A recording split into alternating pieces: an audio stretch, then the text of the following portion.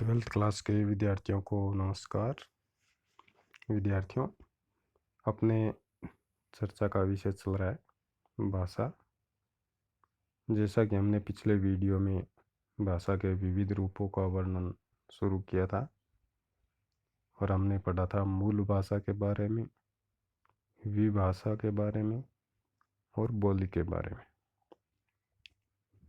आपको समझ में आ गया होगा। अगर किसी प्रकार की कोई दिक्कत हो तो ज़रूर कमेंट करें। किसी भी प्रकार का संशय मन में न रखें।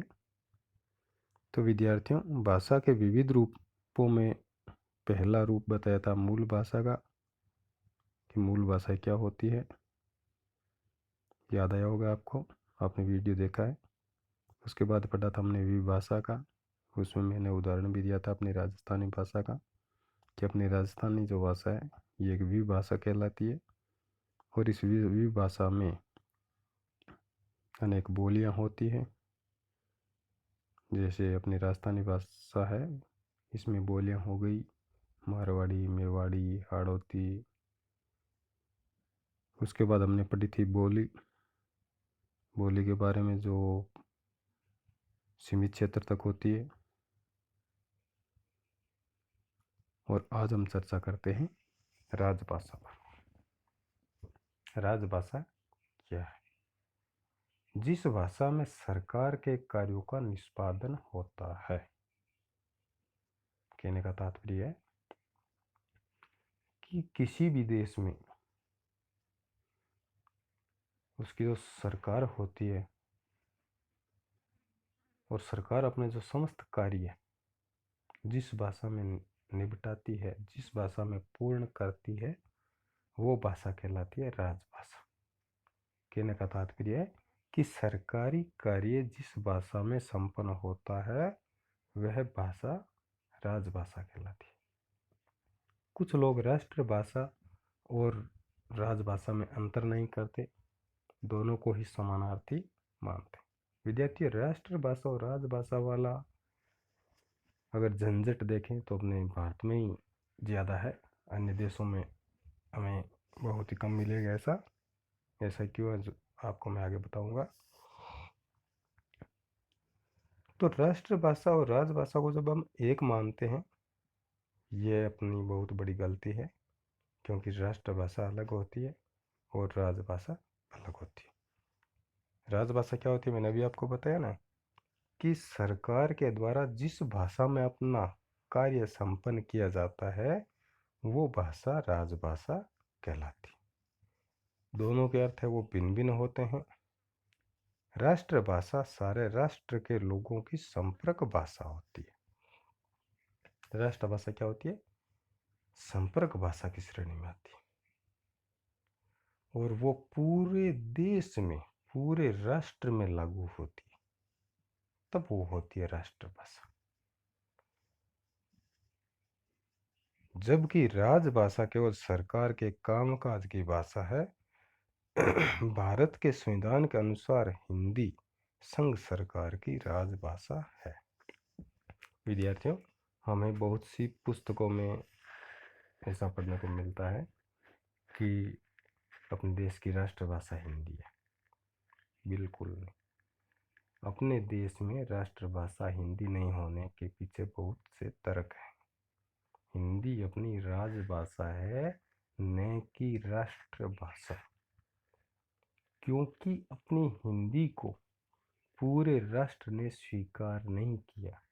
आप दक्षिण भारत में जाइए, वहाँ के लोग हिंदी नहीं जानते, अंग्रेजी जानते हैं और अपनी स्थानीय जो एक तरह से उन्हें विभाषा कह सकते हैं, उनको ज़्यादा महत्व देते हैं, हिंदी को नहीं के बराबर मानते हैं। पूर्वी भारत में जाइए, वहाँ पर हिंदी बहुत कम जानते हैं। तो फिर ये राष्ट्रभाषा कैसे हो सकती है? राष्ट्रभाषा तभी हो सकती है जब भारत के कोने कोने में एक एक बच्चा इस भाषा को जानता, तब ये क्या कहलाती? अपनी हिंदी भाषा राष्ट्रभाषा कहलाती। लेकिन ऐसा न होने के कारण हिंदी राष्ट्रभाषा का दर्जा प्राप्त नहीं कर सकी। आगे चलते हैं। राज्य सरकार की अपनी अपनी राज्य भाषाएं हैं। ये जो मैंने अभी आपको बताया ना कि अपनी राजस्थानी विभाषा है, पंजाबी है, गुजराती है, ये विभाषा की श्रेणी में आती है। और विभाषा के साथ साथ ये राज्य भाषा भी कहलाती है, क्योंकि वहाँ की स्थानीय सरकारें अपने राज्य की भाषा के अनुकूल, यानी कहने का तात्पर्य अपनी राज्य भाषा का प्रयोग करते हुए अपने शासन कार्य को संपादित करती है। वैसे अपनी राजस्थानी भाषा संविधान की अनुसूची में शामिल नहीं होने के कारण इसे हम पूर्ण रूप से राज्य भाषा का दर्जा नहीं दे सकते। गुजरात में जाइए, वहाँ पर जो शासन कार्य स्थानीय गुजराती भाषा में मिलेगा। पंजाब जाइए, पंजाबी में मिलेगा। वहाँ पर कोई भी नोटिस निकलेगा ना, पंजाबी भाषा में निकलेगा। अपने यहाँ पर कभी नोटिस राजस्थानी भाषा में निकला क्या? कभी नहीं, क्योंकि संविधान की अनुसूची में इसे शामिल नहीं किया गया। आगे चलो। राजभाषा जनता और सरकार के बीच एक सेतु का कार्य करती है। सेतु, सेतु का अर्थ क्या होता है? शायद तक मैंने आपको कक्षाओं में भी कई बार बताया था। सेतु का अर्थ होता है पुल। एक नदी पर पुल बना हुआ होता है, उस पुल का क्या कार्य होता है? सोचिए, वो नदी क्या कर रही है? दो भागों में बांट रही है उस क्षेत्र को, इधर वाले इस तरफ, उधर वाले उस तरफ। तो उन दोनों का संपर्क कैसे बने, उनके लिए वो क्या करेंगे? बीच में उस नदी पर क्या बनाएंगे? पुल बनाएंगे, सेतु बनाएंगे, और सेतु के माध्यम से उनका आवागमन जारी रहेगा। तो इसी तरह से राजभाषा किसके समान है? सेतु के समान। हम ये मानते हैं कि दक्षिण भारत में जाइए या पूर्वी भारत में जाइए, वहाँ पर लोग हिंदी भाषा को नहीं जानते, लेकिन ऐसा भी नहीं है कि वो बिल्कुल भी नहीं जानते। वो जानते ज़रूर है, लेकिन उतना महत्व नहीं दे रहे।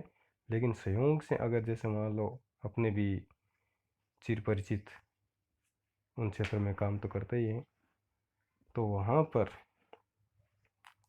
वो अपनी वार्तालाप में हिंदी भाषा का प्रयोग करते हैं, अपने मन की बात उनके सामने रखते हैं, उनकी बात को वो समझते हैं वापस। तो इस तरह से ये बीच में जनता के बीच में सेतु का कार्य कर रही है राजभाषा। आगे चलते हैं।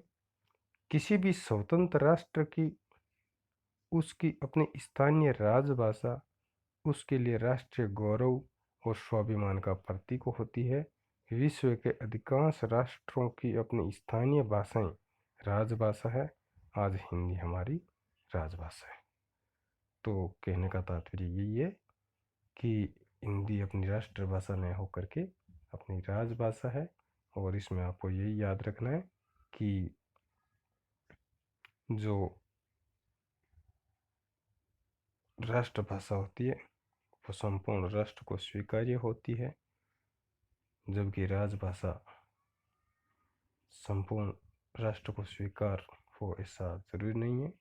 वो केवल सरकार के कामकाज में ही प्रयुक्त हो सकती है, जनता के लिए कोई अनिवार्य नहीं होती। उसके बाद है राष्ट्रभाषा।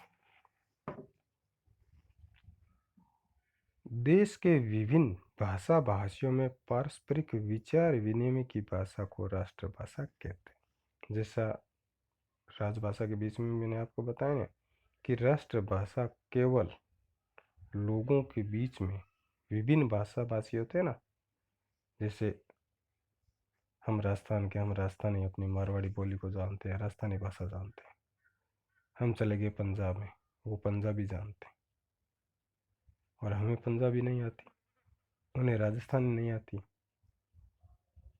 तो अब हम क्या करेंगे? उनसे अपने मन की बात कैसे कहें, या वो अपनी बात हमें कैसे समझें? उसके लिए हम जिस भाषा का प्रयोग करेंगे वो भाषा अपनी क्या बन जाएगी? राष्ट्रभाषा। राष्ट्रभाषा को देश के अधिकतर नागरिक समझते हैं, पढ़ते हैं या बोलते हैं। किसी भी देश की राष्ट्रभाषा उस देश के नागरिकों के लिए गौरव, एकता, अखंडता, अस्मिता का प्रतीक होती हैं। संविधान में हिंदी को राष्ट्रभाषा का दर्जा तो नहीं दिया गया, लेकिन इसकी व्यापकता को देखते हुए इसे राष्ट्रभाषा कह सकते हैं। हिंदी को हम राष्ट्रभाषा कह जरूर सकते हैं, लेकिन अपने संविधान में हिंदी को राष्ट्रभाषा का दर्जा नहीं मिला हुआ है। हिंदी केवल मात्र राजभाषा है। तो विद्यार्थियों, इस टॉपिक में केवल इतना ही है, राजभाषा और राष्ट्रभाषा की परिभाषाएं। इसके अलावा और कोई विशेष प्रश्न नहीं बनता है।